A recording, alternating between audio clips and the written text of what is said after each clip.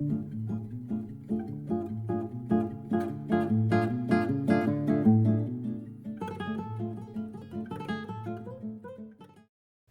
in. Another 5 minutes with Sean, maybe 10. Thank you guys so much for joining me as always. And my boy Fareed, don't you love the intro music? I know I don't say it enough, but the guy is awesome. Look, today is about follow-up. As someone who started off in consumer sort of sales, if you will, not business to business like I'm in now, but business to consumer, follow-up was something that I took very, very seriously. I mean, I follow up like an animal because I know the majority of people have other shit going on in their lives. I know that people aren't as OCD. I don't know. Is that would you use that word? I don't know if that's the right word, but yeah, it probably is. So most people are not like me in that regard. But you have to temper that, right? Because you can't just blow people up. You have to read the room, for lack of a better term. When you have customers and you don't sell them the day you meet them, it requires follow-up. And to be clear, even if you sell them something, it requires follow-up. If you're trying to continue to sell them and people they know things, going back to last week's episode about brand evangelism, if you're trying to create that, it's going to take you doing the correct and appropriate follow-up for each individual user, and those are not the same. Now, you can set up general tracks. I did when I sold cars. First 2 weeks, I was pretty heavy, email, phone call. Now people have text. I know that makes me sound old, but I didn't. Now you have video. So now there are 4 different elements that you can use in your follow-up procedures: text, email, phone, video. 4 of them. It's a great opportunity to be bringing people whatever is important to them based on what you've learned about them. Now, there's also the original lead, right? If you in the business, car business, but many businesses, I'm dealing with some real estate things right now. I've submitted out plenty of leads. And can I be honest with you about something? For all of those people who want to talk shit about the car business and how they don't know how to reply to leads and they don't know how to deal with things, real estate, you suck at it too. So I don't want to hear all the people coming bagging on my salespeople in my business talking about how they're bad at it when I've submitted 5 inquiries on properties 3 days ago and have heard nothing. Okay? 3 days. 3 days. My wife yesterday, she goes, "Oh, but it was a Friday."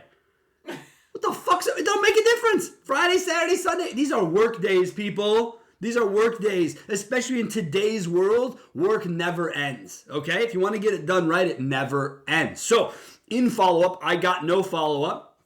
It's okay. My wife knows this about me, but there are people in my life that I deal with that I know will not reply to my first email. Landscaping. I have a landscaper.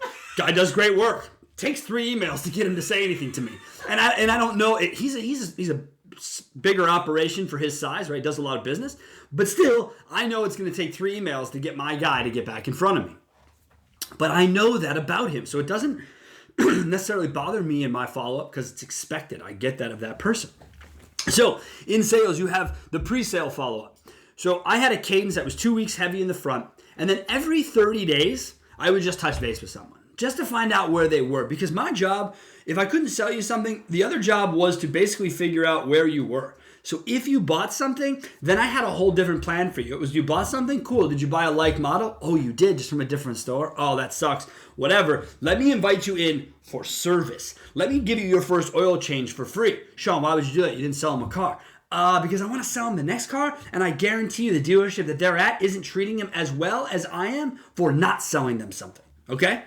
So think about it. When you have follow-up, what's the point? Now, I'm someone who gets a fair amount of in-messages from new vendors, emails from new vendors, phone calls from new vendors trying to sell me shit. Happens all the time. Sometimes I'll follow up and schedule those appointments. Other times I won't because A, I've either vetted the product from one of the other countless salespeople in the same company that's called me, or I just know the product's not a fit and I move on. I don't worry about it. Well, some of those people do, and they continually follow up. Sometimes they will, again, lack of a better term, they will beat me into submission and I will end up taking a demo or a meeting. Most of the time, it is exactly what I thought it was, but I've been surprised. Shit, I've had a vendor tell me, I'm not going to stop until you give me 10 minutes. Now, as forward as that was, I can appreciate that.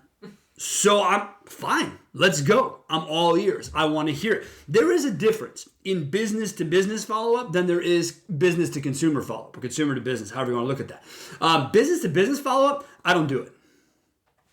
I just don't. I have a unique niche business that if you've heard it and you've seen it live and you need to take time to decide on it, it's probably not for you. Our history, 7 years of data has shown us that. So no, not a big follow-up guy. If you meet with me and expect me to chase you for your business, you've barked up the wrong tree. However, if you are in my business and you do business with me, I'm going to follow up. I'm going to give you anything you want, always when you want. Because I am an after-sale hound as much as I am a pre-sale hound. Because I need to cultivate my business. As I said earlier, my business comes from other business people, okay? So I require referrals to live. Most of you should look for more referrals than you probably do. But it still comes back all the way full circle into follow-up. It's how do I follow up with people? I have, look, during the pandemic, I think we learned a lot about just human-to-human follow-up with each other. Follow-up can be just a check-in. But you know how many people were really hardcore from, I don't know, let's just call it April to May? And then May to June, and then June to July, and then July to back to normal fucking life. People have forgotten. So what I am asking you to do today is A, don't forget about your friends and family during all this crazy shit. But B, more importantly, for right now in the business world, follow up, but follow up with care. Follow up like you want to be followed up with. That's how I look at it. Now, some people say, I don't like being followed up with.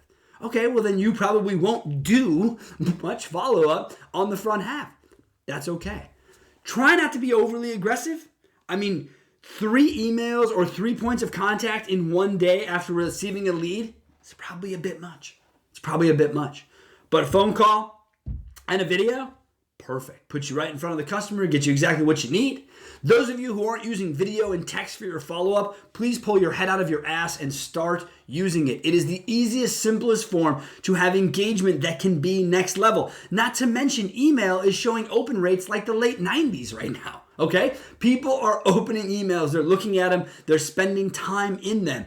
Use your follow-up, make sure you have a plan and a cadence, and then follow the damn thing. Don't ever give up on it, all right? As always, I really, really appreciate you guys getting on board with me here. Any questions, you know where to find me. The podcast is everywhere you listen to them. Thank you so much, and we'll see you again next Monday.